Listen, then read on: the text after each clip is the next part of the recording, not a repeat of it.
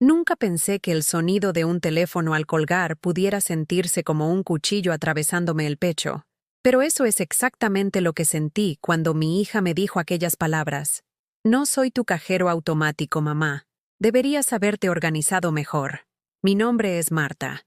Tengo 55 años y he pasado la mayor parte de mi vida creyendo que el amor de verdad, siempre encuentra la manera de volver a ti. Creía que cada sacrificio que hice, cada noche que trabajé hasta que me dolieron las manos, cada comida que me salté para que mi hija pudiera comer, crearía de algún modo un vínculo invisible entre nosotras. Un vínculo que no podía romperse. Un vínculo que significaba algo. Estaba equivocada.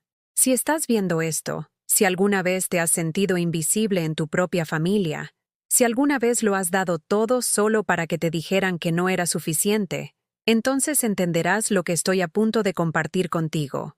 Y si te gustan las historias como esta, historias que hablan al corazón y muestran cómo es la vida real, por favor, suscríbete a nuestro canal. Estamos intentando llegar a los 1000 suscriptores y tu apoyo lo es todo para nosotros. Además, comenta abajo y dime desde qué ciudad nos estás viendo.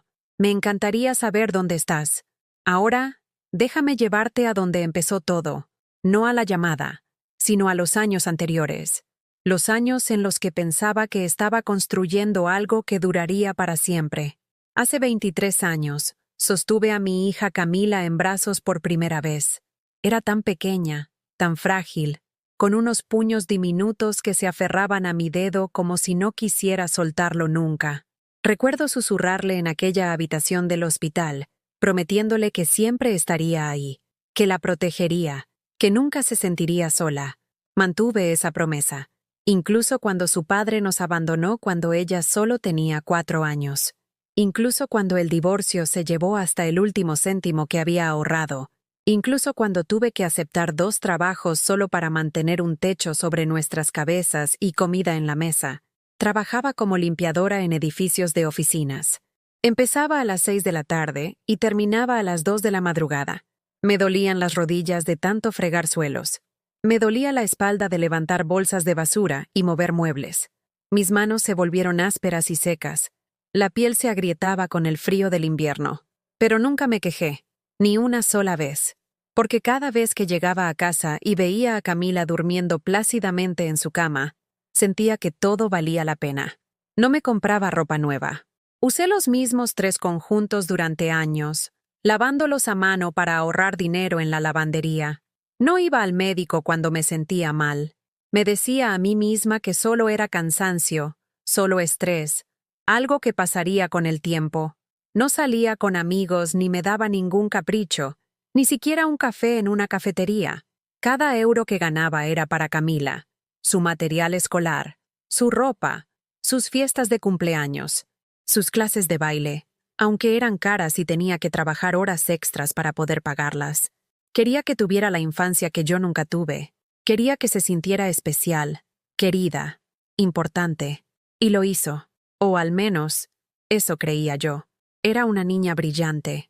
Los profesores siempre decían que era lista, creativa, destinada a grandes cosas. Estaba tan orgullosa de ella. Me sentaba en las reuniones de padres y profesores, agotada del trabajo, pero sonriendo mientras hablaban de su potencial. Imaginaba su futuro, la universidad, un buen trabajo, una vida feliz, e imaginaba que cuando tuviera éxito, miraría atrás y recordaría todo lo que había hecho por ella. Lo entendería. Pero los hijos no siempre ven lo que sus padres sacrifican. No ven las lágrimas derramadas en silencio.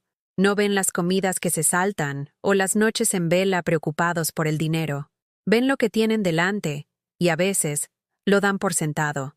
A medida que Camila crecía, se volvió más distante. Al principio me dije que era normal. Los adolescentes necesitan su espacio. Necesitan encontrarse a sí mismos. Intenté no tomármelo como algo personal cuando dejó de darme un abrazo de despedida, cuando ponía los ojos en blanco ante mis preguntas, cuando pasaba todo el tiempo encerrada en su habitación con el móvil. Pero no era solo rebeldía adolescente, era algo más profundo, algo más frío. Cuando cumplió los 18 y se fue a la universidad, pensé que las cosas mejorarían. Pensé que la distancia le haría apreciar lo que tenía en casa. Seguí trabajando, siguiéndole mandar dinero cada vez que me lo pedía. Nunca decía gracias. Simplemente lo aceptaba, como si fuera su derecho. Me decía a mí misma que estaba ocupada. Estaba estudiando, haciendo amigos, construyendo su futuro. No quería ser el tipo de madre que exige atención o hace sentir culpable a su hija, así que me mantuve en silencio. Esperé. Tuve esperanza. Después de la universidad, Camila consiguió un buen trabajo. Me alegré mucho por ella. Se mudó a su propio piso. Empezó a ganar un sueldo decente. Pensé que quizás ahora, por fin, tendría tiempo para mí. Quizás ahora llamaría más a menudo. Quizás ahora vendría de visita. Pero las llamadas se hicieron menos frecuentes. Las visitas cesaron casi por completo.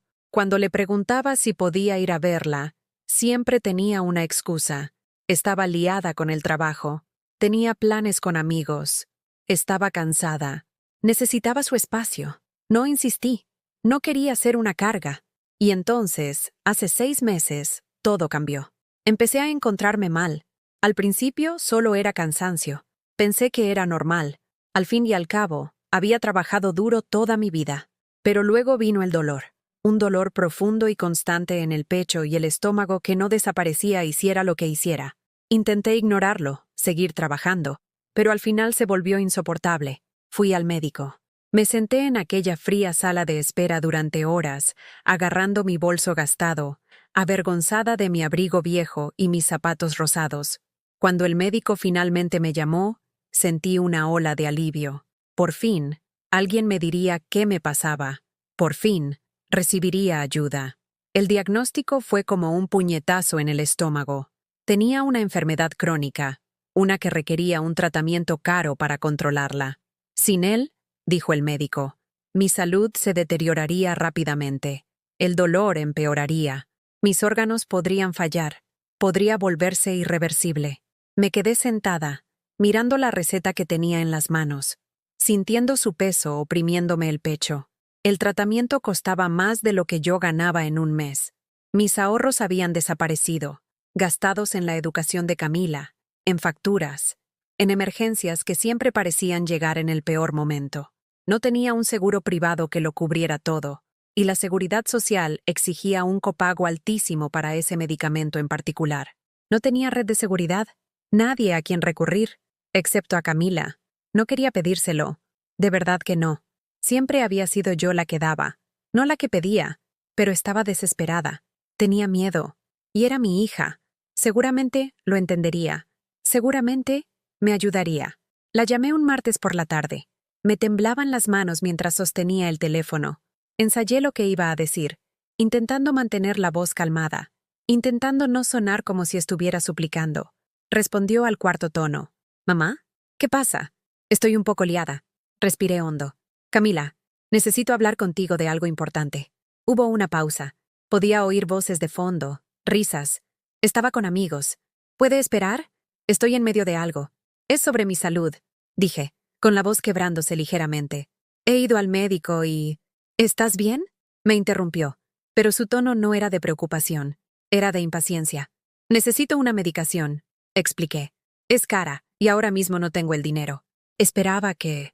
quizás pudieras ayudarme, solo hasta que encuentre una solución». Silencio. Esperé, con el corazón latiendo con fuerza, esperando que dijera que sí, que me dijera que no me preocupara, que ella se encargaría.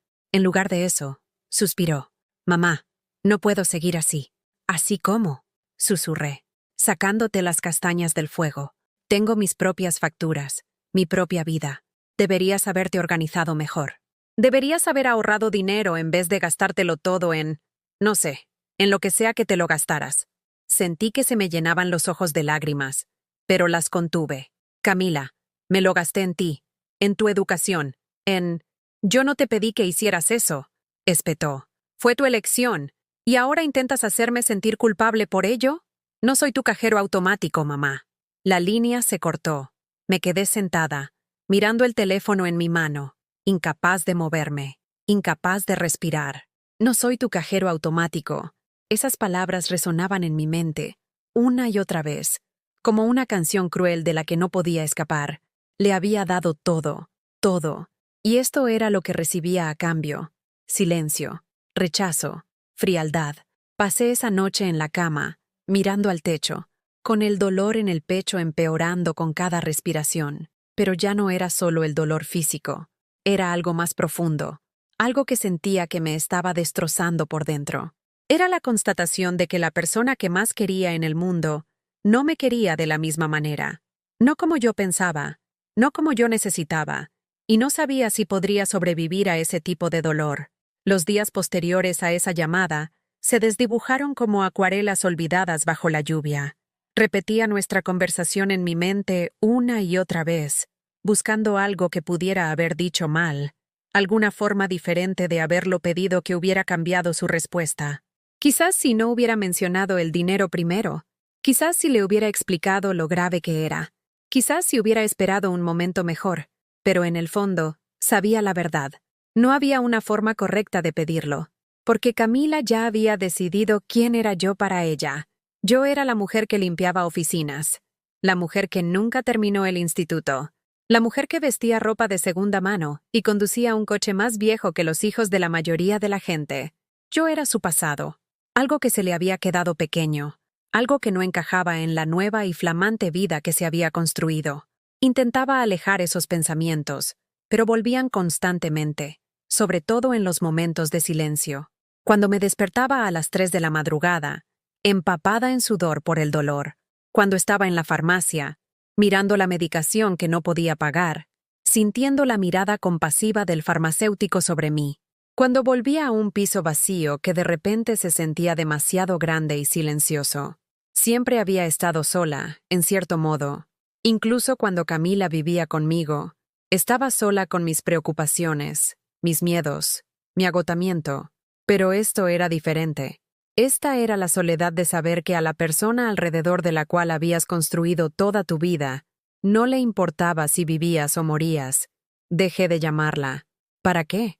Había dejado clara su postura, y a mí me quedaba demasiado orgullo para suplicar.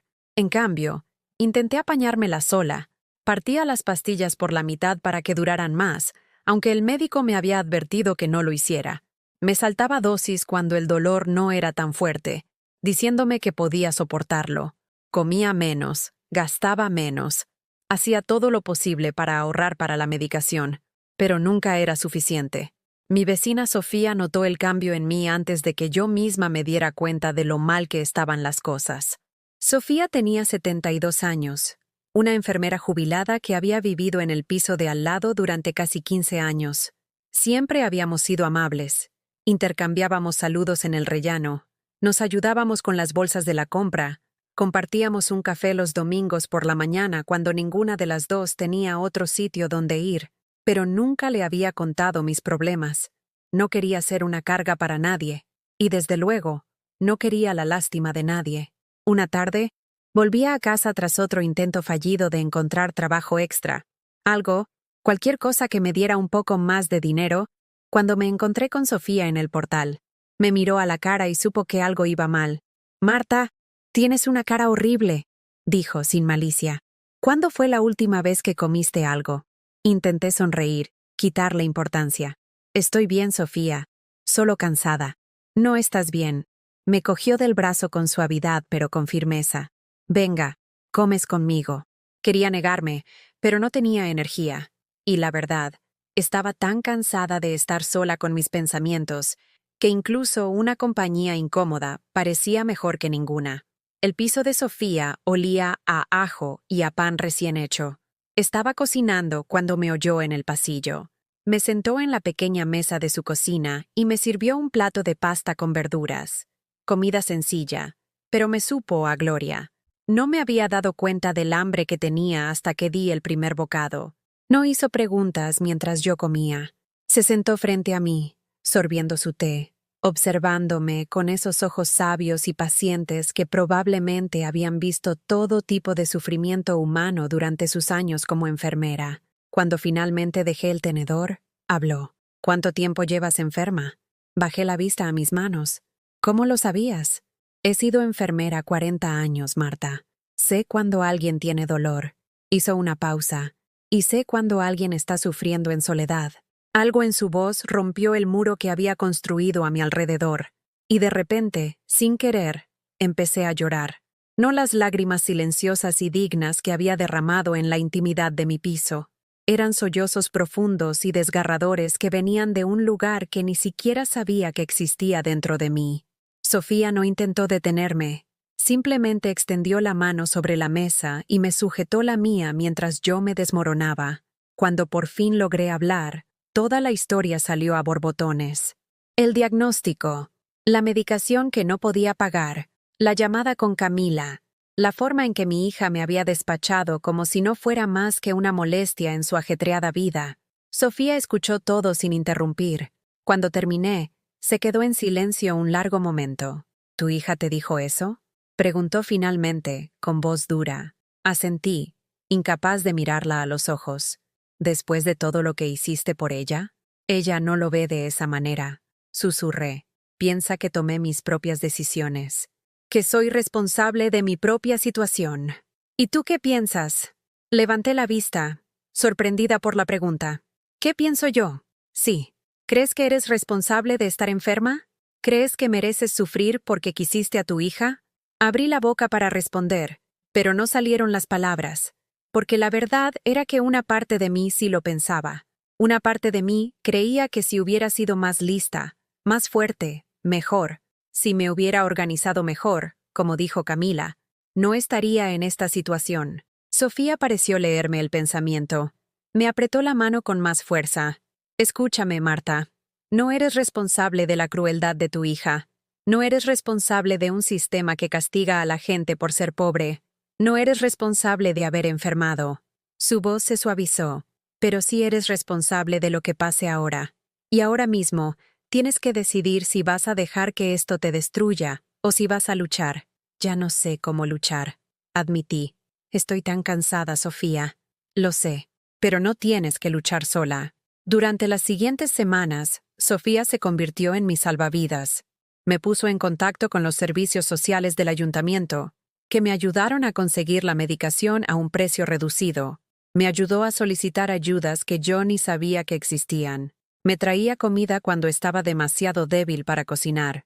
Se sentaba conmigo durante los peores momentos de dolor, cogiéndome de la mano y contándome historias de su propia vida, historias de pérdida y supervivencia que me recordaban que no era la primera persona en sentir este tipo de traición.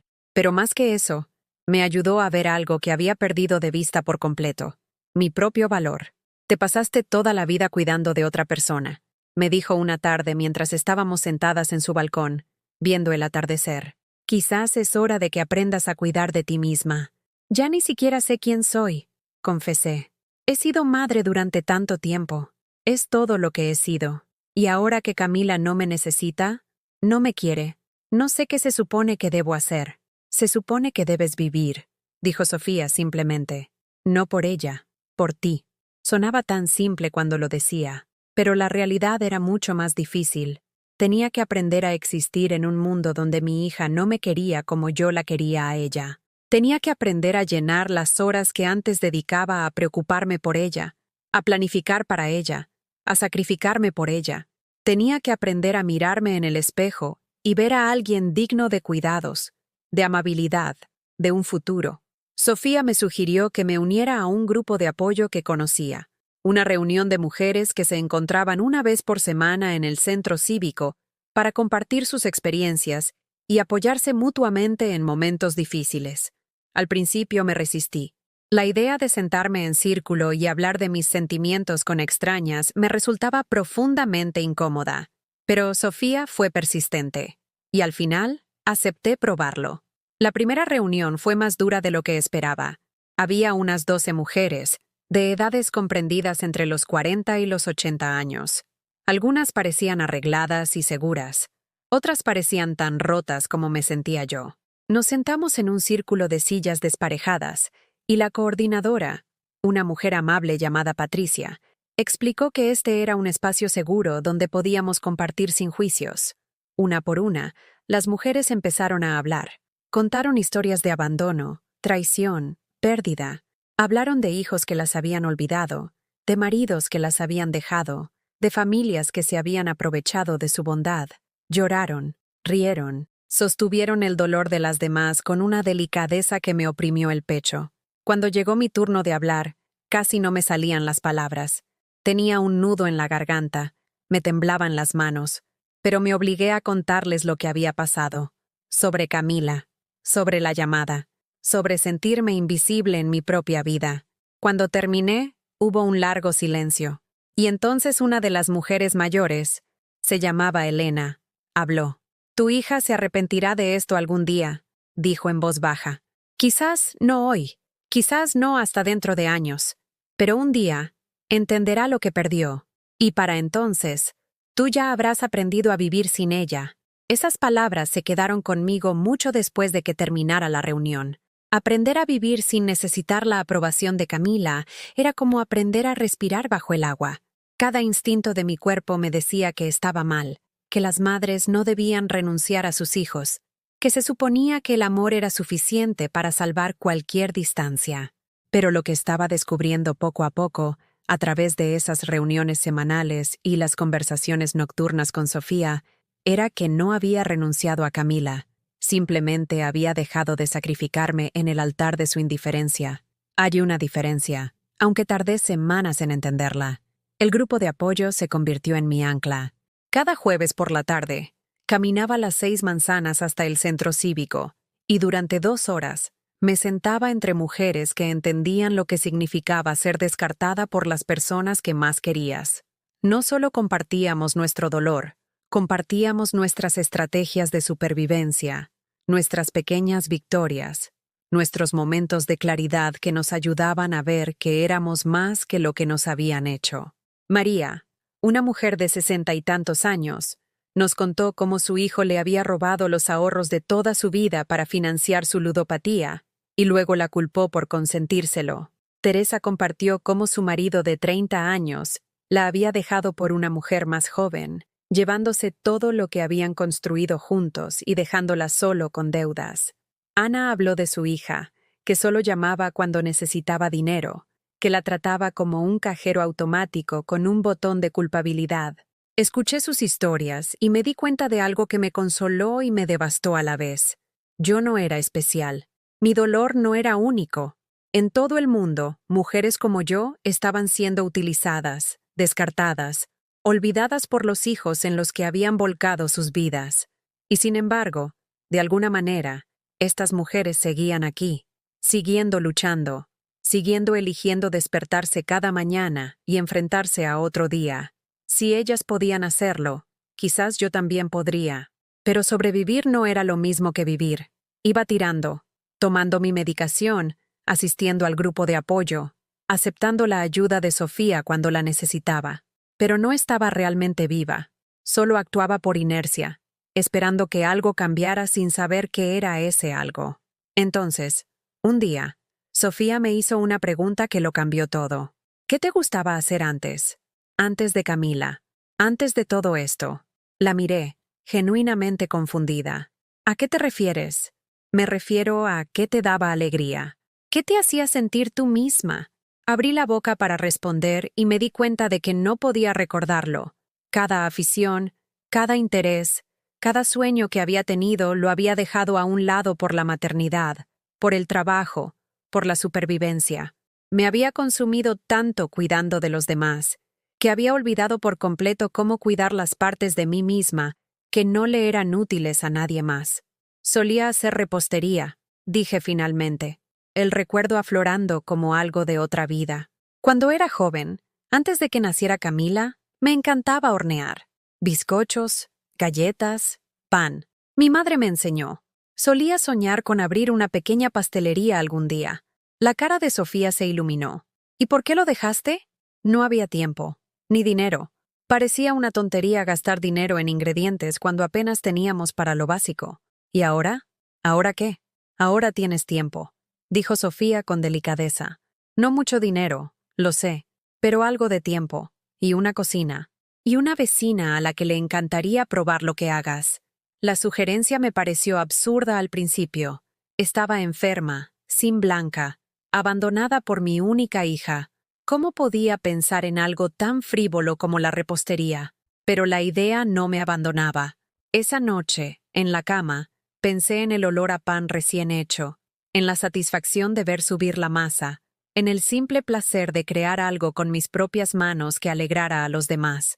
Al día siguiente, usé parte del dinero de la compra para comprar harina, azúcar, huevos y mantequilla. Me temblaban las manos al medir los ingredientes, en parte por los nervios, en parte por la medicación que a veces me hacía sentir inestable. Hacía más de 20 años que no horneaba. ¿Y si se me había olvidado? ¿Y si salía fatal? Pero mientras mezclaba la masa para un simple bizcocho de vainilla, algo dentro de mí empezó a cambiar. Mis manos recordaban los movimientos incluso cuando mi mente dudaba. El ritmo familiar de batir la mantequilla y el azúcar, incorporar la harina, comprobar la temperatura del horno. Todo volvió a mí como un resorte. Cuando saqué el bizcocho del horno, dorado y perfecto, sonreí de verdad. Una sonrisa real, no la máscara de cortesía que había llevado durante meses. La reacción de Sofía cuando le llevé un trozo valió cada céntimo que había gastado.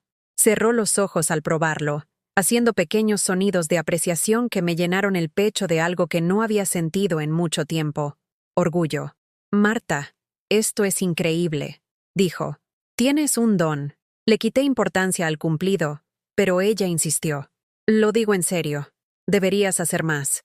Trae algo al grupo de apoyo la semana que viene». Y lo hice. Hice 3 docenas de galletas. Simples galletas de mantequilla con un toque de vainilla. Y las llevé en un recipiente prestado. Las caras de las mujeres al probarlas me hicieron sentir algo que creía haber perdido para siempre. Valiosa. No por lo que podía darle a alguien, no por mi utilidad como madre o trabajadora, sino porque había creado algo hermoso que daba felicidad a otros. Patricia, la coordinadora del grupo, me llevó a un lado después de la reunión.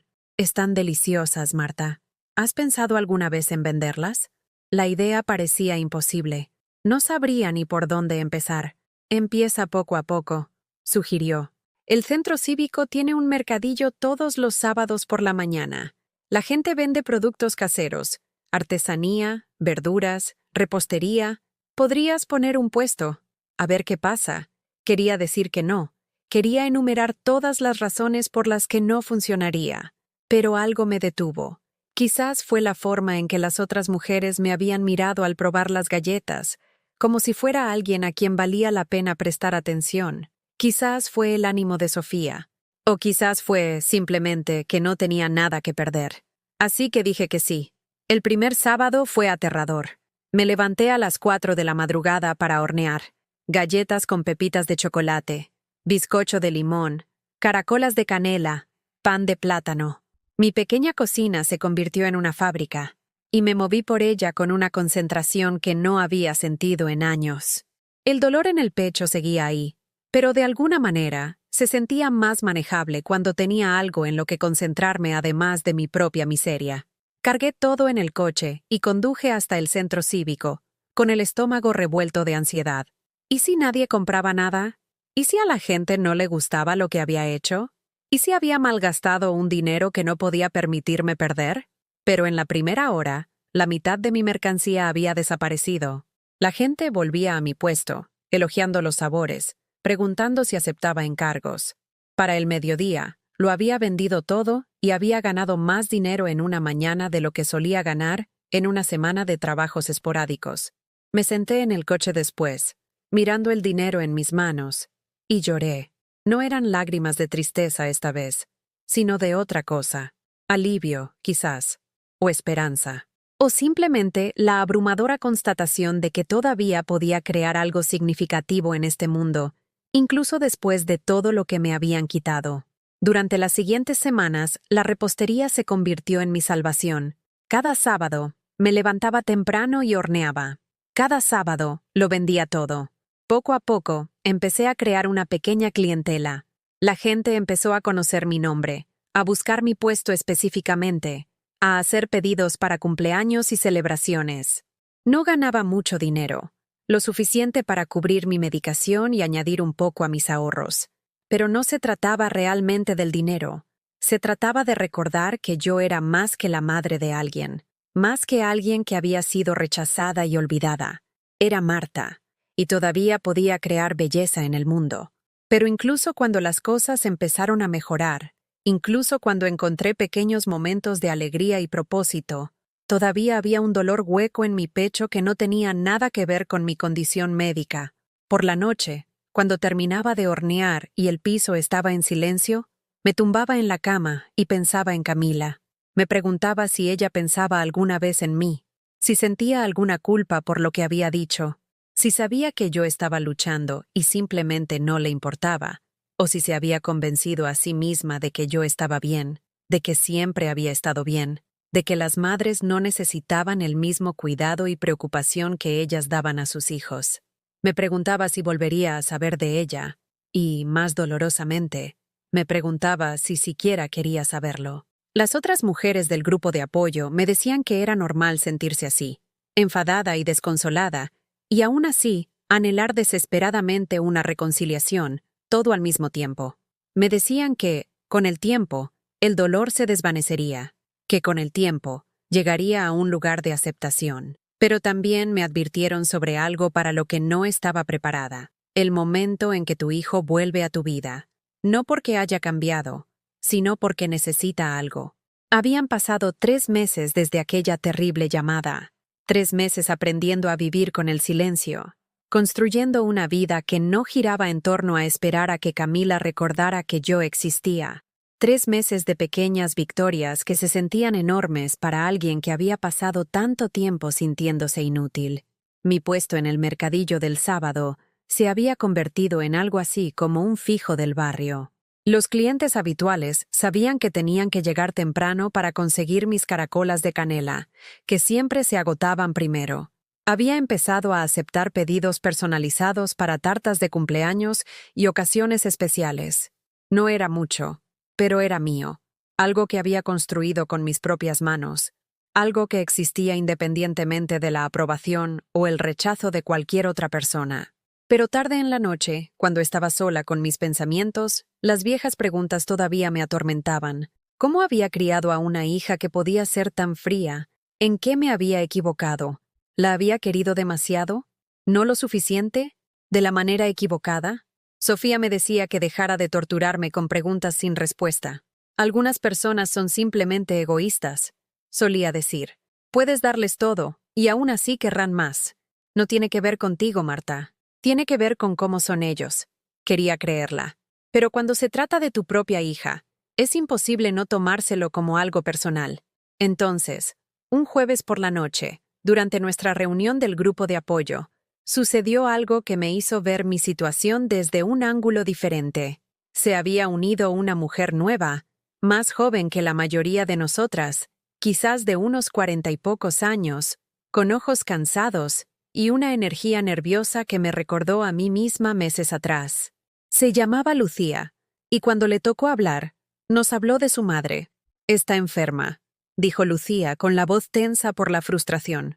Necesita ayuda con las facturas médicas, con el cuidado diario, con todo. Y yo simplemente no puedo. Tengo mi propia familia, mis propios problemas. Trabajo a jornada completa. Mis hijos me necesitan. Mi marido está estresado por el dinero. No me queda nada que darle. Hizo una pausa, secándose los ojos. Y lo peor es que actúa como si le debiera todo porque me crío.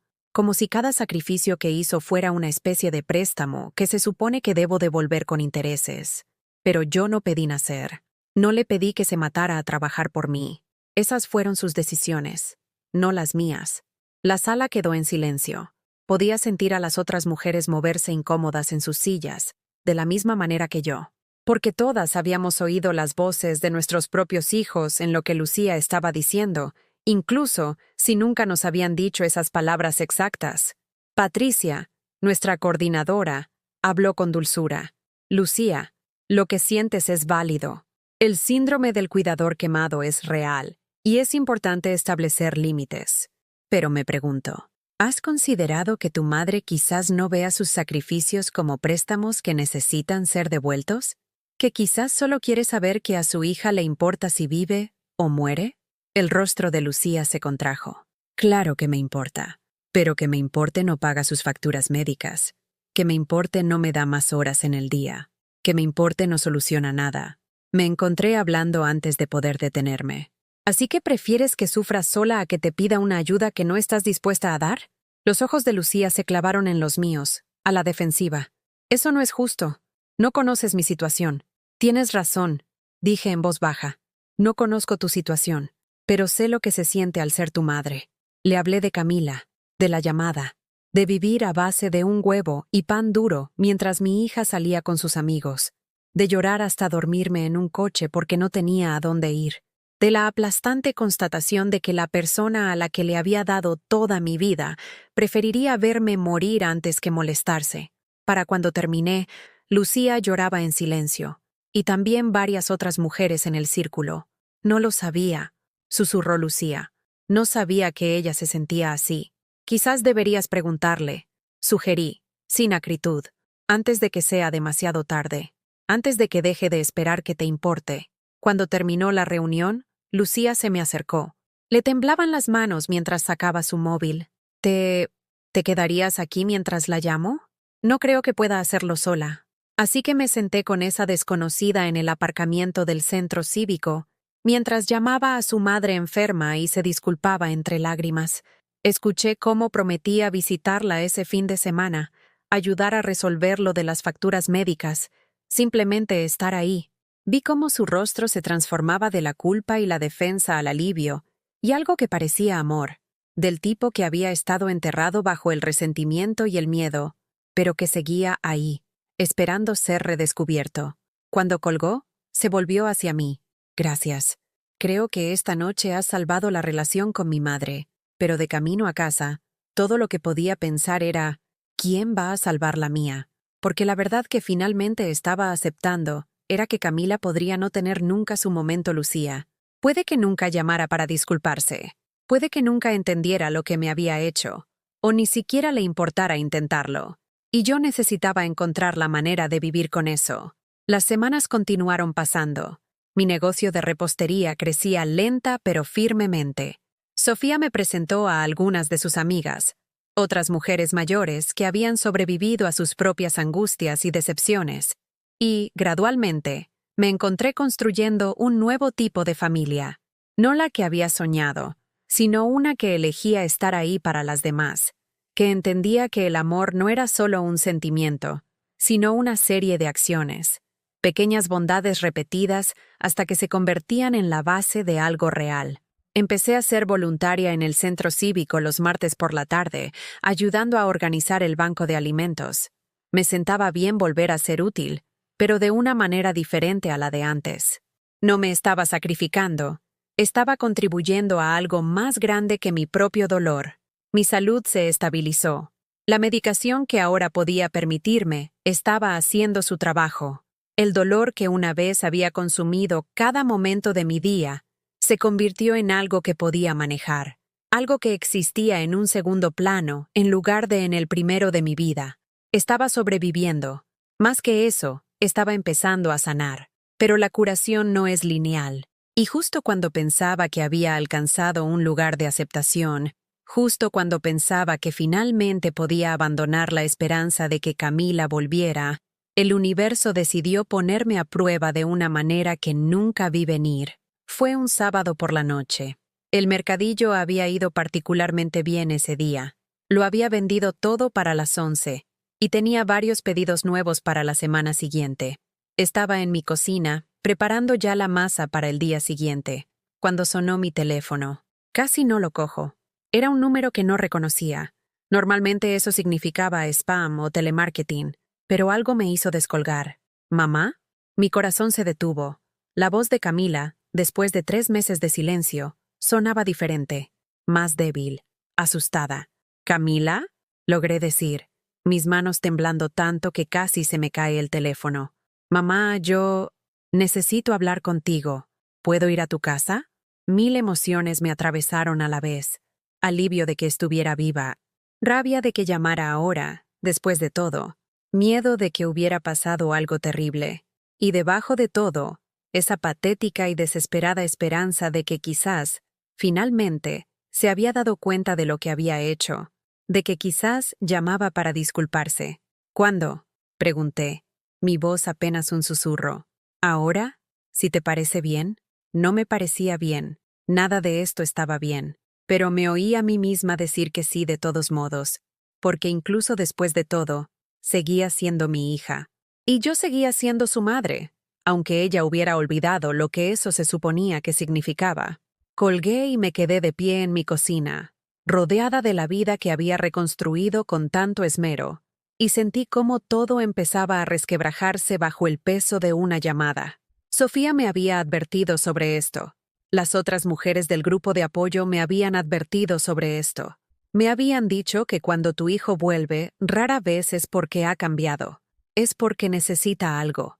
Miré alrededor de mi pequeño piso, a los utensilios de repostería organizados en mis estanterías, a las fotos del mercadillo donde sonreía genuinamente por primera vez en años, al pequeño fajo de billetes que había estado ahorrando para un horno nuevo, a toda la evidencia de la vida que estaba construyendo sin ella, y me pregunté si era lo suficientemente fuerte para protegerla. 40 minutos después, llamaron a mi puerta. La abrí y me encontré a Camila de pie, con 2 maletas y una cara que parecía haber estado llorando durante días. «Mamá», dijo, con la voz quebrada, «me han desahuciado. No tengo a dónde ir». Me quedé en el umbral, mirando a mi hija, mirándola de verdad, por primera vez en meses. Llevaba el pelo sucio, recogido en una coleta desordenada. Su ropa estaba arrugada, como si la llevara puesta desde hacía días. Tenía los ojos rojos e hinchados, la cara pálida y demacrada. Parecía derrotada de una manera que nunca antes había visto. Y mi primer instinto, que Dios me perdone, fue meterla dentro, abrazarla, decirle que todo iría bien, porque eso es lo que hacen las madres. Eso es lo que yo siempre había hecho. Pero no me moví. Me quedé en el umbral, con una mano en el marco, creando una barrera entre nosotras que nunca antes había existido. «Te han desahuciado», repetí, con voz plana. Ella asintió, las lágrimas cayendo por sus mejillas. «Perdí el trabajo hace 2 meses. No podía pagar el alquiler. El casero me avisó y pensé que encontraría otra cosa, pero no salió nada y ahora...» Su voz se rompió. «No tengo a dónde ir, mamá. Por favor». Hace 2 meses. La misma época en que me dijo que no era mi cajero automático. La misma época en que me dijo que debería haberme organizado mejor.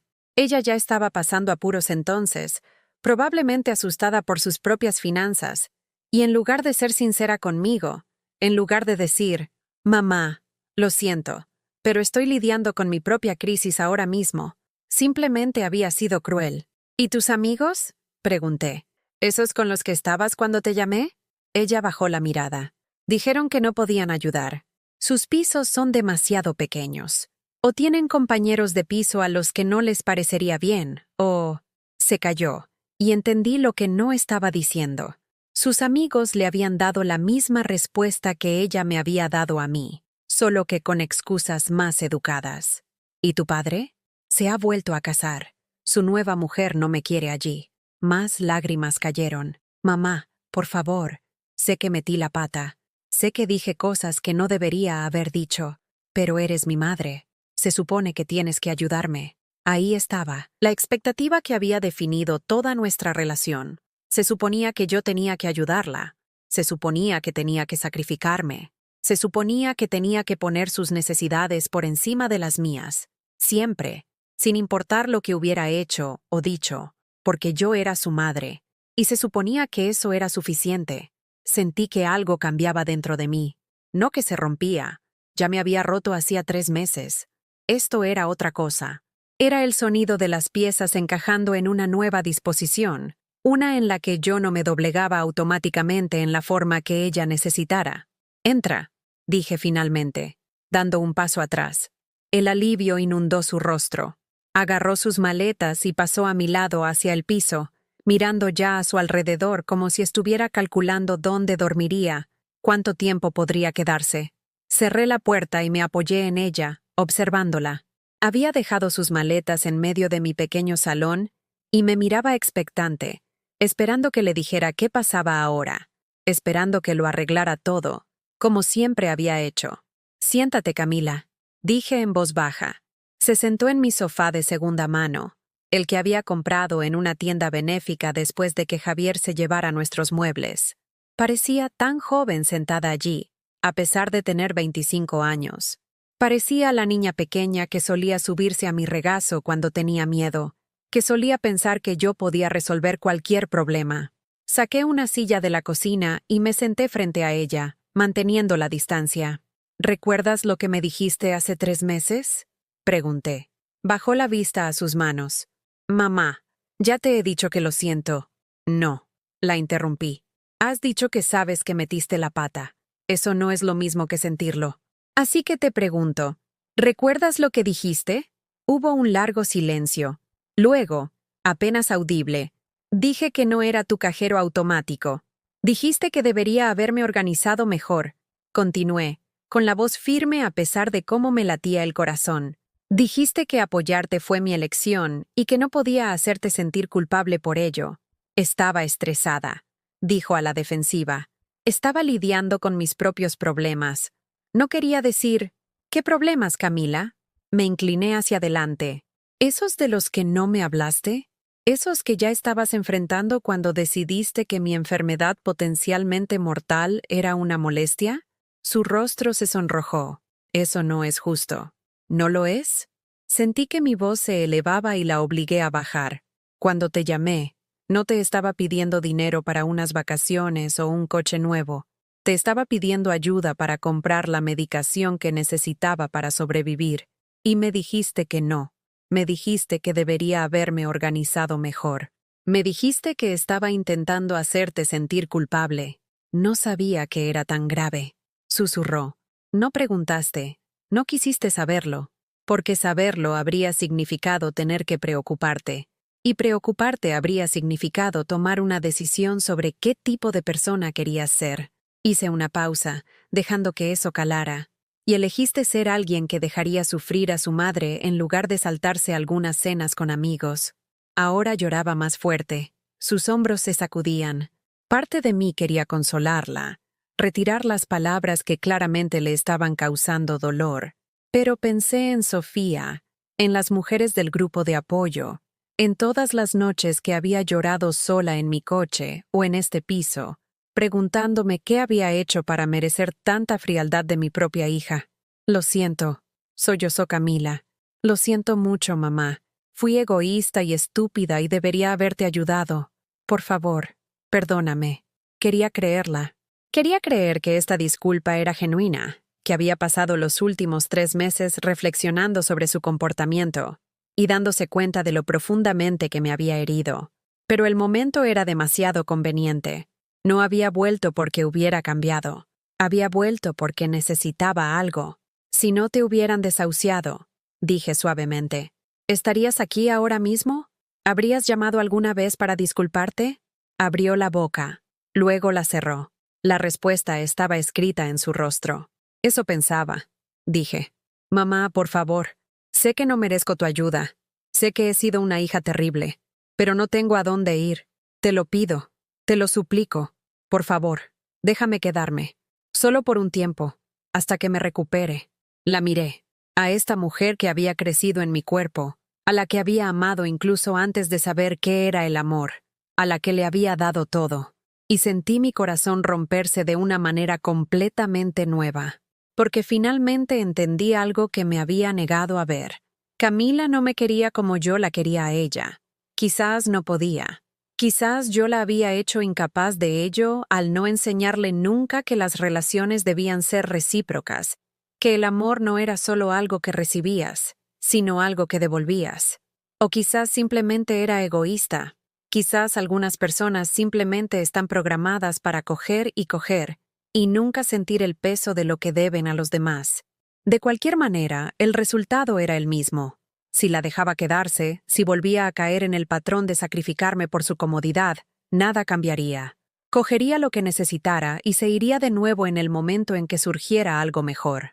Y yo me quedaría sola otra vez, excepto que esta vez no podría fingir que no lo había visto venir. No, dije. Me miró como si hubiera hablado en un idioma extranjero. ¿Qué? No, no puedes quedarte aquí. Pero eres mi madre. Tienes que ayudarme. No tengo que hacer nada, dije, sorprendida de lo tranquila que sonaba. Elegí ayudarte durante toda tu vida. Elegí matarme a trabajar para que pudieras tener cosas que yo nunca tuve. Elegí saltarme comidas para que tú pudieras comer. Esas fueron mis elecciones, y no me arrepiento de ellas. Pero tú también tomaste decisiones, Camila. Y una de esas decisiones fue decirle a tu madre enferma que su sufrimiento no era tu problema. No lo dije con esa intención. Sí, lo hiciste. Querías decir exactamente eso. Y no pasa nada. Eres una adulta. Puedes tomar tus propias decisiones sobre a quién ayudas y a quién no. Pero yo también. Se puso de pie, su rostro transformándose de la desolación a la ira. ¿Así que vas a dejar que me quede en la calle? ¿A tu propia hija? Voy a dejar que te las arregles sola. Corregí. De la misma manera que tú me dejaste arreglármelas a mí cuando te necesité. La ira en el rostro de Camila era algo que nunca había visto dirigido hacia mí. Se había enfadado con profesores, con amigos, con su padre, pero nunca conmigo, porque nunca le había dado una razón para enfadarse. Siempre había dicho que sí, siempre me había adaptado, siempre la había puesto en primer lugar. «Has cambiado», dijo, su voz afilada con acusación. «Ya no eres la misma persona». «Tienes razón», dije, simplemente. «No lo soy. La madre que yo conocía nunca me daría la espalda de esta manera. La madre que conocías casi se muere sola porque su hija le dijo que se organizara mejor. Mantuve la voz firme, aunque me temblaban las manos. Esa madre ya no existe. ¿Y qué? ¿Me vas a castigar para siempre? ¿Es eso?» Sus lágrimas se habían detenido, reemplazadas por una dureza que me recordó incómodamente a la voz del teléfono de hace 3 meses. «Cometí un error. ¿Y ahora vas a hacérmelo pagar dejando que acabe en la calle? No te estoy castigando, Camila. Me estoy protegiendo». «¿De qué? ¿De tu propia hija?» «Sí», dije, y la admisión se sintió como cortarme un miembro. «De alguien que solo me valora cuando necesita algo. De alguien que me trató como basura cuando estaba en mi peor momento. De alguien que solo está aquí ahora porque no tiene a dónde ir, no porque realmente le importe si estoy viva o muerta». Eso no es verdad, pero su protesta sonó hueca incluso para sus propios oídos. ¿No lo es? Si no hubiera abierto esta puerta esta noche, si te hubiera dicho que no podía ayudar, ¿cuánto tiempo habría pasado antes de que me llamaras de nuevo? ¿1 año? ¿5 años? ¿Habrías llamado alguna vez solo para ver cómo estaba? No respondió. No podía responder, porque ambas sabíamos la verdad. Me levanté, agotada de una manera que no tenía nada que ver con el dolor físico que todavía me visitaba en los días malos. «Hay un albergue a 3 manzanas de aquí, en la parroquia de Nuestra Señora de la Esperanza. Ayudan a mujeres que están pasando por momentos difíciles. Te darán un lugar donde dormir. Te ayudarán a encontrar trabajo, a recuperarte». «¿Un albergue?» Me miró con incredulidad. «¿Me estás mandando a un albergue para personas sin hogar? Te estoy ofreciendo el mismo recurso que alguien me ofreció a mí cuando no tenía a dónde ir», dije en voz baja. «Cuando decidiste que no valía la pena ayudarme». La conmoción en su rostro me dijo que no lo había sabido, no lo había imaginado. No se había molestado en preguntarse qué me había pasado después de esa llamada. «¿Estuviste en la calle?» Su voz era apenas un susurro. «Viví en mi coche durante 5 días. Me desmayé por desnutrición y deshidratación. Una enfermera del hospital me habló del albergue y me salvaron la vida. El mismo albergue del que te estoy hablando ahora». Observé cómo la información calaba, cómo intentaba procesar la realidad de lo que yo había pasado mientras ella salía con sus amigos, se quejaba de su trabajo, vivía en su piso que aparentemente no podía pagar, pero no se había molestado en mencionar cuando me estaba diciendo que gestionara mis propios problemas. «Mamá, yo no lo sabía. No quisiste saberlo. Hay una diferencia». Caminé hacia la puerta y la abrí, quedándome a su lado en un gesto que era inconfundible. Se me quedó mirando un largo momento, como si esperara que cambiara de opinión, que me derrumbara, que volviera a ser la madre que siempre cedía. Pero había aprendido algo importante en los últimos 3 meses. El amor sin límites no es amor. Es autodestrucción disfrazada de virtud. Camila recogió sus maletas, moviéndose lentamente, como si esperara que la detuviera en cualquier momento. Cuando llegó a la puerta, Se volvió por última vez. No puedo creer que me estés haciendo esto, dijo. Y había un dolor genuino en su voz. Pero era el dolor de alguien que se enfrenta a las consecuencias por primera vez. No el dolor de alguien que entiende lo que ha hecho mal. Yo no puedo creer que me hicieras lo que me hiciste, respondí. Pero ambas tenemos que vivir con las decisiones que hemos tomado. Se fue sin decir una palabra más. Cerré la puerta tras ella y me quedé allí, escuchando sus pasos desvanecerse por el pasillo. Luego fui a mi ventana, y la vi meter sus maletas en un taxi. Vi el coche alejarse en la noche. Y entonces me derrumbé en mi sofá, y lloré más fuerte de lo que había llorado en meses. Porque decirle no a tu hija, incluso cuando te ha herido sin medida, incluso cuando sabes que es lo correcto, se siente como arrancarte tu propio corazón. Llamé a Sofía inmediatamente. Respondió al segundo tono, como si hubiera estado esperando mi llamada. «Ha vuelto», dije sin preámbulos. «Lo sé», la oí en el pasillo. Sofía vivía en el mismo rellano. Por supuesto que la había oído. «¿Y la has echado?» «La mandé al albergue, al que me ayudó a mí». «¿Bien?», dijo Sofía con firmeza. «Eso ha requerido una fuerza tremenda, Marta. Entonces, ¿por qué me siento la peor persona del mundo? Porque eres madre. Y a las madres se les enseña que su trabajo es sacrificarlo todo, incluso su propio bienestar, incluso su propia dignidad, por sus hijos. Pero eso es mentira. Tu trabajo es quererla, y a veces querer a alguien significa dejar que afronte las consecuencias de sus actos. ¿Y si le pasa algo? ¿Y si...?» «No le va a pasar nada», interrumpió Sofía con dulzura. «El albergue es seguro. La gente de allí es buena. La ayudarán de la misma manera que te ayudaron a ti.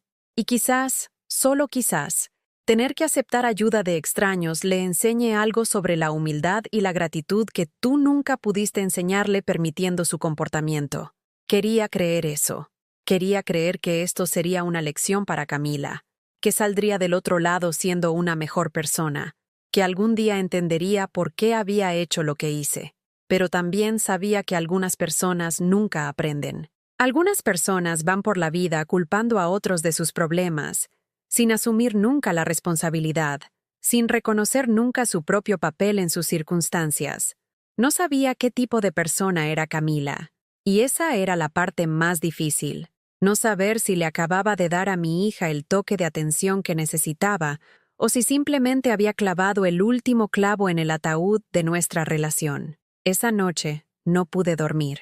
Me quedé en la cama, mirando al techo, repasando cada momento de nuestra conversación, cuestionando cada palabra que había dicho, preguntándome si debería haberlo manejado de otra manera. Pero entonces pensé en la mujer que había sido hacía 3 meses, desesperada, enferma, viviendo en su coche, abandonada por la persona que más quería en el mundo. Pensé en cuánta fuerza había necesitado para sobrevivir a eso. Cuánto valor había necesitado para aceptar la ayuda de Sofía, para unirme al grupo de apoyo, para empezar a hornear de nuevo, para reconstruir una vida que se había hecho polvo. Y me di cuenta de que si dejaba que Camila volviera sin que rindiera cuentas, sin que reconociera el daño que había causado, estaría traicionando a esa mujer. Le estaría diciendo que todo ese crecimiento, todo ese dolor, toda esa fuerza que tanto me costó ganar, no significaban nada. No podía hacer eso, ni siquiera por mi hija. A la mañana siguiente fui al albergue, no para ver cómo estaba Camila. Sabía que eso enviaría el mensaje equivocado, que sugeriría que seguía disponible para rescatarla en cuanto las cosas se pusieran difíciles. Pero necesitaba saber que realmente había ido allí, que estaba a salvo. Juana, la coordinadora del albergue, me reconoció de inmediato. «Marta, qué alegría verte. ¿Cómo estás?» «Estoy bien», dije. «Mejor que bien, en realidad. El negocio de repostería va bien. Mi salud está estable. Voy tirando». «Cuánto me alegro de oír eso», sonrió cálidamente. «Y quiero que sepas que tu hija vino anoche. Está aquí». Un alivio me inundó, seguido inmediatamente por una mezcla complicada de emociones que no pude identificar del todo. «¿Cómo está?» «Luchando», dijo Juana con sinceridad. «Pero, ¿no es por eso que la gente viene aquí?» «Estará bien, Marta. La cuidaremos igual que te cuidamos a ti. Gracias», susurré. Juana me estudió el rostro por un momento. Esto es duro para ti. Más de lo que esperaba. ¿Quieres hablar con ella? ¿Puedo arreglar? No, dije rápidamente. Todavía no. Necesita hacer esto por su cuenta, sin que yo le arregle las cosas. Juana asintió comprensivamente. Sabes, vemos esto a veces. Hijos adultos que nunca han aprendido a valerse por sí mismos porque sus padres nunca dejaron de llevarlos a cuestas. Es uno de los patrones más difíciles de romper, pero también uno de los más importantes. Durante la semana siguiente, me volqué en la repostería con una intensidad que me sorprendió incluso a mí. Acepté más pedidos personalizados de los que podía manejar razonablemente. Me quedé despierta hasta tarde perfeccionando nuevas recetas. Experimenté con sabores y técnicas que nunca antes había probado. Era más fácil centrarse en lo tangible, en lo concreto, que sentarse con los sentimientos incómodos que se arremolinaban dentro de mí. Las mujeres de mi grupo de apoyo estaban divididas sobre lo que había hecho. Algunas pensaban que había sido demasiado dura, que la familia es lo primero, pase lo que pase. Otras pensaban que no había sido lo suficientemente dura, que debería haberme negado incluso a hablarle a Camila del albergue. Pero Patricia, nuestra coordinadora, dijo algo que se me quedó grabado. No hay una respuesta correcta cuando se trata de relaciones rotas con hijos adultos. Solo existe aquello con lo que tú puedas vivir. Y solo tú puedes decidir qué es. ¿Con qué podía vivir? Podía vivir con que Camila estuviera enfadada conmigo. Podía vivir con la posibilidad de que nunca me perdonara. Incluso podía vivir con la pequeña y terrible voz en mi cabeza que susurraba que era una mala madre por haberla rechazado. Con lo que no podía vivir era con volver a ser la mujer que no tenía más valor que el que podía dar a los demás. La mujer que sacrificaba su salud, su dignidad, su propia supervivencia, porque creía que eso era lo que el amor requería. Esa mujer casi muere, y no iba a resucitarla, ni siquiera por mi hija. Pasaron 2 semanas. Luego 3. No supe nada de Camila, y me obligué a no preguntarle a Juana sobre su progreso en el albergue. Este era su camino, y yo tenía que respetarlo, incluso cuando cada instinto maternal me gritaba que fuera a verla, que me asegurara de que estaba bien, que resolviera cualquier problema que estuviera enfrentando. Pero sabía que si interfería ahora, si aparecía para rescatarla antes de que realmente hubiera aprendido algo, solo estaría repitiendo el mismo patrón que nos había llevado a este punto, y perdería el terreno que tanto había luchado por ganar. Mi vida siguió adelante. El mercadillo del sábado se había convertido en lo más destacado de mi semana. Ahora tenía clientes fijos, gente que sabía mi nombre, que me preguntaba por mi salud, que me contaba historias de sus propias vidas mientras elegían brownies o hacían pedidos para ocasiones especiales. Ya no era solo la mujer detrás del puesto que vendía dulces. Era Marta, y le importaba a esta gente de una manera que no tenía nada que ver con lo que podía sacrificar por ellos. Un sábado por la mañana, aproximadamente un mes después de haber mandado a Camila al albergue, sucedió algo inesperado. Estaba colocando unas caracolas de canela recién hechas en el expositor, cuando levanté la vista y la vi de pie al otro lado del puesto. Se la veía diferente, más limpia, más arreglada que la noche que apareció en mi puerta. Llevaba el pelo lavado y peinado. Vestía ropa sencilla que parecía sacada del armario de donaciones del albergue, pero estaba limpia y planchada. Tenía ojeras, pero su rostro tenía una cualidad que no había visto en años, algo que casi parecía humildad. «Mamá», dijo en voz baja. El corazón me dio un vuelco. Cada instinto me decía que corriera a abrazarla, que le preguntara si estaba bien, que le dijera que la había echado de menos. Pero me quedé donde estaba, con las manos apoyadas en la mesa que nos separaba. «Camila», dije, manteniendo la voz neutra, «¿podemos hablar?» Eché un vistazo a la cola de clientes que se formaba detrás de ella. «Estoy trabajando ahora mismo». «Lo sé. Puedo esperar». Se hizo a un lado, y la observé mientras se dirigía a un banco cercano a mi puesto y se sentaba, con las manos juntas en el regazo, con una postura paciente que nunca antes le había visto. La mañana pareció alargarse eternamente. Atendí a los clientes, di el cambio, respondí preguntas sobre los ingredientes, todo mientras era plenamente consciente de Camila sentada en ese banco, esperando. Varias veces la sorprendí observándome trabajar, con una expresión en su rostro que no pude descifrar. Cuando el último cliente finalmente se fue y empecé a recoger lo que quedaba, Camila se acercó de nuevo. «He conseguido un trabajo», dijo sin preámbulos. «En un restaurante. Juana me ayudó a conseguirlo. Es solo fregando platos, pero es algo. Empiezo el lunes». «Qué bien», dije, y lo decía de verdad. «Me alegro. El albergue ha sido...» Hizo una pausa, buscando las palabras. «Ha sido duro, muy duro. Compartir habitación con otras 3 mujeres, seguir todas las normas, tener que rendir cuentas de dónde estoy y qué hago, tener que aceptar ayuda de extraños que no me deben nada». Continué recogiendo, dejándola hablar. «Una de las mujeres de mi habitación se llama Sara. Tiene 2 hijos. Está allí porque dejó a un marido maltratador. No tiene nada, mamá, absolutamente nada, y comparte su comida conmigo. Me ayudó a practicar para las entrevistas de trabajo a pesar de que tiene sus propios problemas, que son mucho peores que los míos». La voz de Camila se quebró ligeramente, y no dejaba de pensar, ¿por qué esta extraña está siendo más amable conmigo de lo que yo fui con mi propia madre? Levanté la vista entonces, encontrándome con sus ojos por primera vez. «He estado yendo a los grupos de apoyo del albergue», continuó. «Juana nos obliga a todos a asistir. Y he estado escuchando a estas mujeres hablar de sus vidas, de las cosas que las llevaron allí. Y mamá, algunas de ellas están allí porque sus hijos las abandonaron, porque sus propios hijos las trataron como si no valieran nada». Se secó los ojos. «Hay una mujer, Elena, tiene 68 años. Crió a 4 hijos sola después de que su marido muriera. Tuvo 3 trabajos para darles estudios.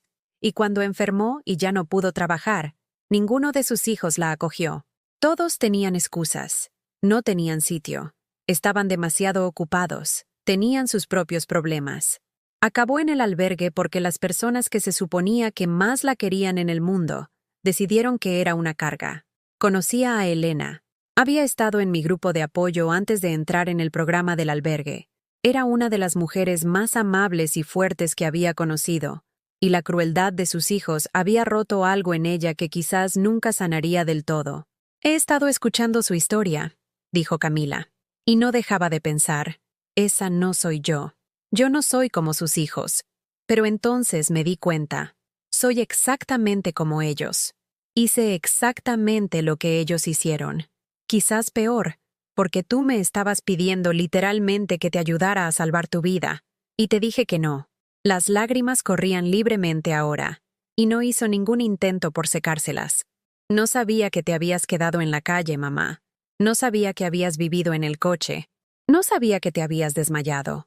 No sabía nada de eso porque no pregunté. No me importó lo suficiente como para preguntar. Dejé el recipiente que sostenía. Me temblaban las manos. Me decía a mí misma que estaba siendo independiente, que estaba poniendo límites, que no podía ser responsable de tus decisiones. Pero la verdad es que solo estaba siendo egoísta, estaba siendo cruel.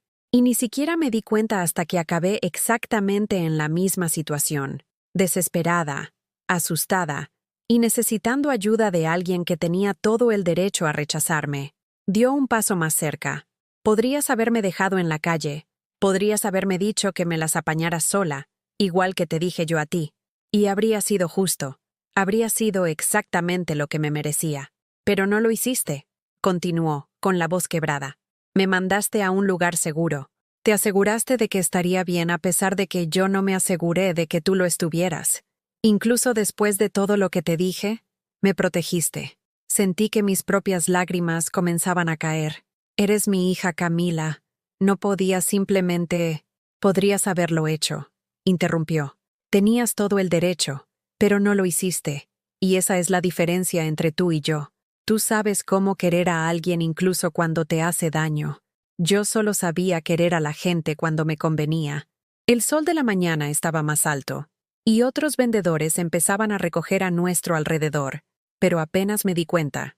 Todo lo que podía ver era a mi hija, de pie frente a mí, viéndome por fin, de verdad, por primera vez en años. Lo siento, mamá. Lo siento muchísimo. No porque ahora necesite algo de ti. Es decir, sí que necesito cosas, pero no es por eso que me disculpo. Lo siento, porque te hice daño, porque fui cruel cuando necesitabas compasión, porque te traté como si no importaras cuando has sido la única persona que realmente ha estado ahí para mí. Sacó algo de su bolsillo, un pequeño sobre. Estos son 40 euros. Es de mi primera semana de sueldo en el restaurante. Juana me ayudó a hacer un presupuesto, y esto es lo que puedo darte ahora mismo. Sé que no es mucho.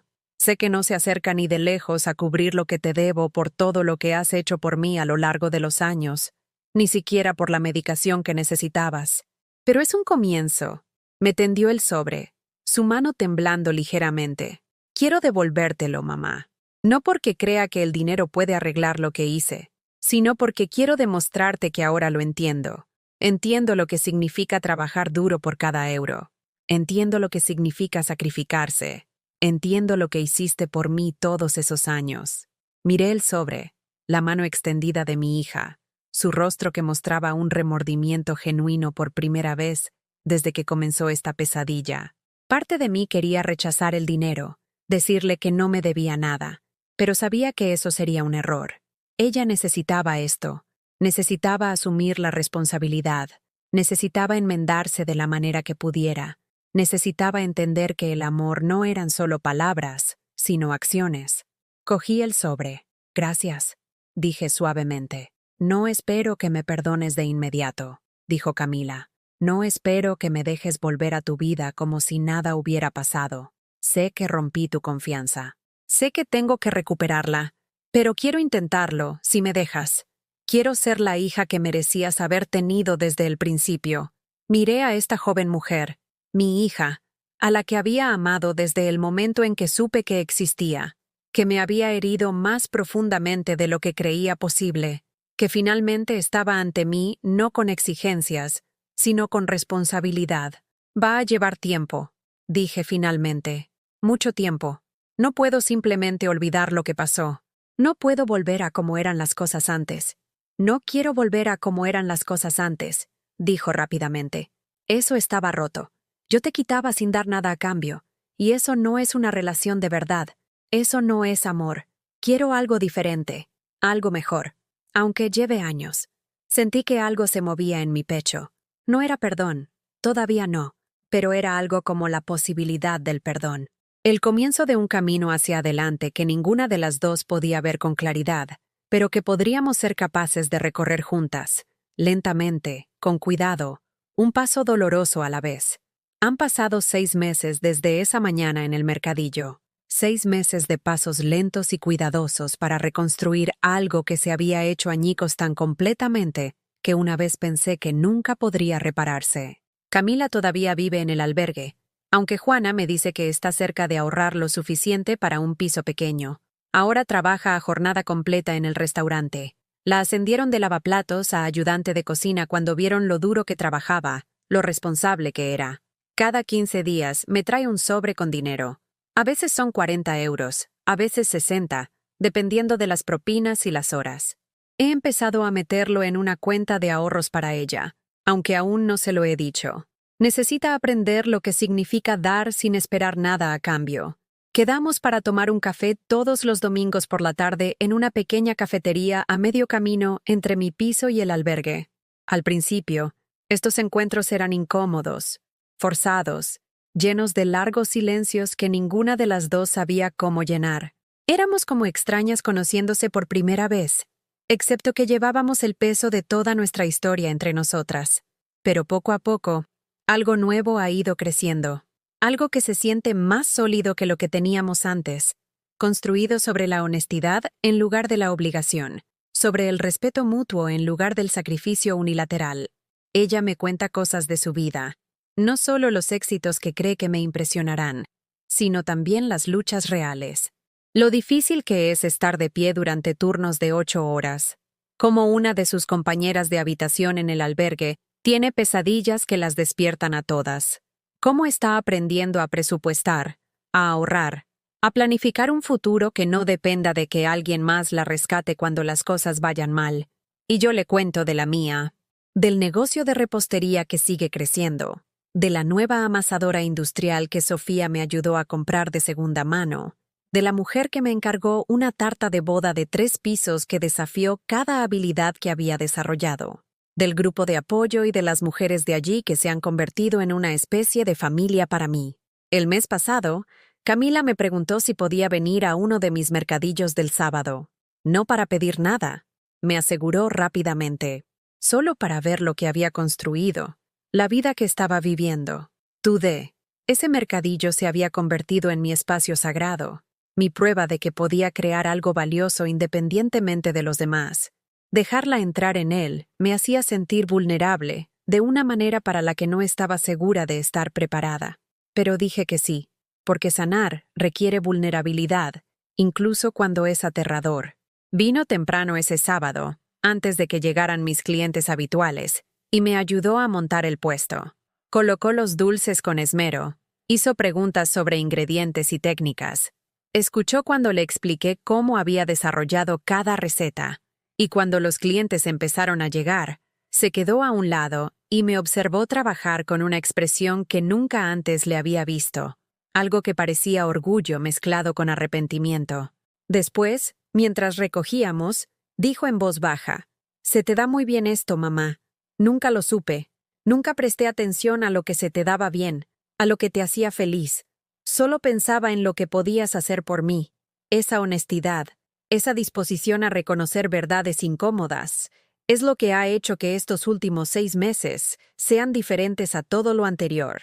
Sofía ha estado observando nuestra cuidadosa reconciliación con los ojos sabios de alguien que entiende que vale la pena salvar algunas relaciones y otras no, y que la parte más difícil es saber cuál es cuál. La semana pasada me dijo que está orgullosa de mí por no habérselo puesto fácil a Camila, por hacerla responsable y al mismo tiempo dejar la puerta abierta al crecimiento. «Le estás enseñando algo que debería haber aprendido hace años», dijo Sofía, «que el amor no es solo recibir, es dar, es estar ahí, es hacer el trabajo duro de estar presente para alguien incluso cuando no es conveniente». Las mujeres de mi grupo de apoyo también han visto la transformación. Algunas son escépticas. Me advierten que no confíe demasiado rápido, recordándome que la gente puede fingir un cambio cuando necesita algo. Otras tienen esperanza, diciéndome que a veces la gente realmente aprende de sus errores, que tocar fondo puede ser la base para construir algo más fuerte. Todavía no sé cuál de ellas será Camila. Quiero creer que ha cambiado, que la joven que me trae un café y me pregunta por mi día y me mira como si fuera una persona en lugar de solo un recurso, es la versión real de mi hija, finalmente visible después de años oculta tras el egoísmo y el derecho a todo.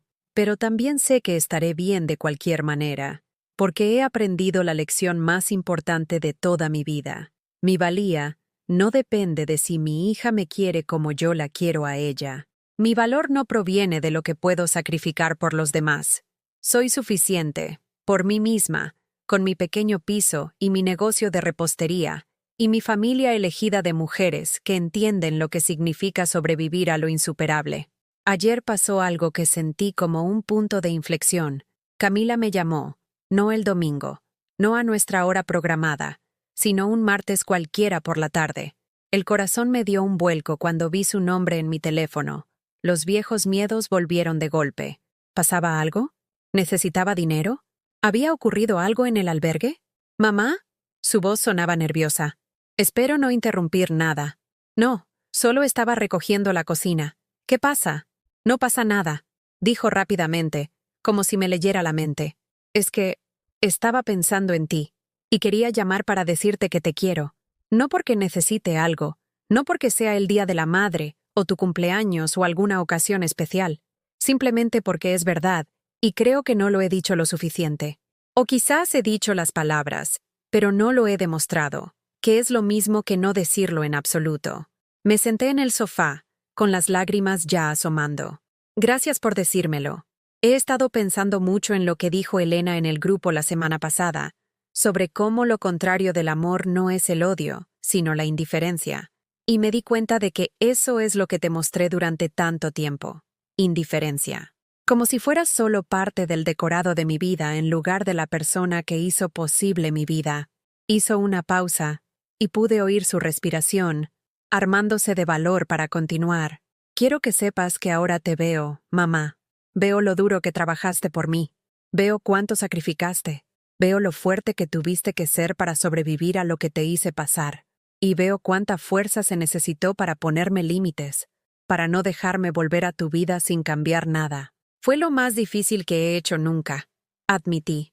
Lo sé, pero también fue lo más amoroso que podías haber hecho, porque si me hubieras dejado volver sin más, si me hubieras permitido seguir siendo egoísta y darte por sentada, nunca habría aprendido, nunca habría madurado.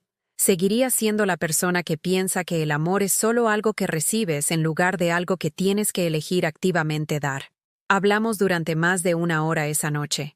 No sobre nada importante, solo los pequeños detalles de nuestras vidas que nunca nos habíamos molestado en compartir antes. Me contó sobre un cliente maleducado en el restaurante y cómo lo había manejado profesionalmente en lugar de perder los estribos. Yo le conté sobre una nueva receta con la que estaba experimentando y que no acababa de salir bien. Nos reímos juntas, de verdad, por primera vez en años. Cuando finalmente colgamos, me senté en el silencio de mi piso y sentí algo que no había sentido desde que Camila era una niña pequeña, antes de que la vida y las decepciones y mis propios errores al criarla lo complicaran todo. Esperanza. No la esperanza desesperada y aferrada que había albergado durante tantos años. La esperanza de que si la quería lo suficiente, me sacrificaba lo suficiente, le daba lo suficiente, ella acabaría queriéndome como yo necesitaba. Sino algo más suave, más sostenible. La esperanza de que quizás, solo quizás, podríamos construir algo real juntas. Algo basado en el respeto mutuo y el afecto genuino en lugar de la obligación y la culpa. Todavía no sé cómo termina esta historia. No sé si Camila y yo tendremos alguna vez la relación cercana y fácil con la que una vez soñé.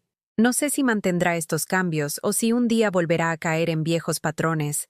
No sé si alguna vez confiaré plenamente en que no volverá a hacerme daño. Pero sé esto: sobreviví a lo peor que podía imaginar. Sobreviví a ser abandonada por la persona que más quería, a que me dejaran morir sola, a perder todo lo que creía que me definía. Y no solo sobreviví, sino que me reconstruí. Encontré una fuerza que no sabía que tenía. Creé una vida que me da alegría independientemente de la aprobación o presencia de cualquier otra persona. Aprendí que a veces lo más amoroso que puedes hacer es negarte a ser destruida por la crueldad de otra persona, incluso cuando esa persona es tu propia hija. Aprendí que los límites no son muros, son puentes hacia relaciones más sanas. Aprendí que el sacrificio sin reciprocidad no es amor, es autodestrucción. Y aprendí que nunca es demasiado tarde para elegirte a ti misma, para decir no a las relaciones que te menosprecian, para construir una vida que honre tu valía en lugar de cuestionarla constantemente. Algunos podrían pensar que fui demasiado dura con Camila. Algunos podrían pensar que debería haberla recibido con los brazos abiertos, perdonado de inmediato, vuelto a ser la madre que lo arregla todo.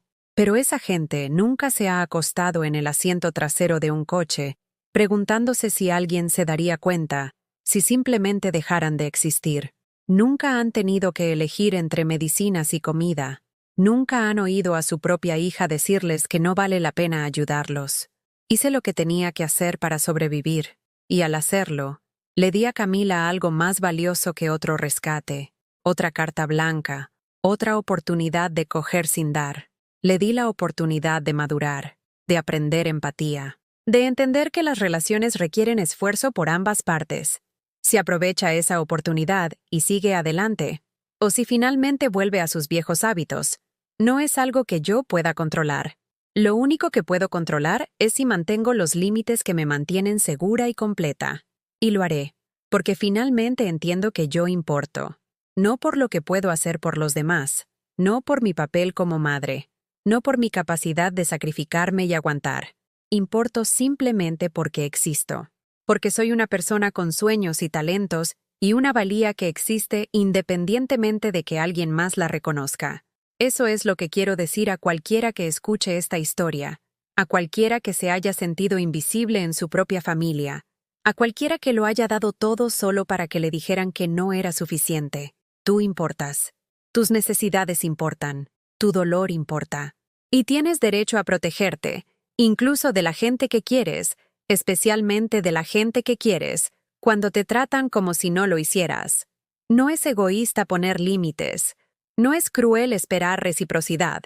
No está mal elegir la supervivencia cuando la alternativa es ser lentamente destruida por el egoísmo de otra persona. Pasé 55 años creyendo que el amor de una madre significaba un sacrificio sin fin, que debía dar hasta que no quedara nada de mí. ¿Y a dónde me llevó eso? A vivir en mi coche, a cenar un huevo, a preguntarme si sobreviviría a la noche. Ahora lo sé mejor. Ahora sé que la forma más verdadera de amor, por tus hijos, por los demás, pero especialmente por ti misma, es reconocer que tienes un valor más allá de lo que puedes regalar, que cuidarte no es egoísta, es necesario, que a veces lo más poderoso que puedes decir es no. Sigo aprendiendo esta lección cada día. Todavía hay momentos en los que quiero volver a los viejos patrones, cuando decirle no a Camila se siente como si estuviera fracasando como madre. Pero entonces recuerdo a la mujer que se desmayó en aquel aparcamiento, que lo había dado todo y se había quedado sin nada, que casi no sobrevive a su propia generosidad, y elijo honrarla, elijo protegerla, elijo asegurarme de que nunca más tenga que vivir en su coche, o preguntarse si a alguien le importa si vive o muere, porque ella importa. Yo importo, y eso ya no es algo que nadie más pueda decidir por mí. Si has llegado hasta el final de mi historia, gracias por escuchar. Gracias por ser testigo de mi dolor y mi supervivencia. Y si estás en una situación similar, si estás luchando con un hijo o un familiar que coge sin dar, que te trata como si no valieras nada, por favor, que sepas que no estás sola, no estás loca, no estás siendo demasiado sensible o demasiado exigente. Simplemente estás pidiendo que te traten con la dignidad humana básica que todo el mundo merece. Y tienes todo el derecho a alejarte de la gente que se niega a dártela, incluso cuando esa gente son tus propios hijos. Especialmente cuando esa gente son tus propios hijos.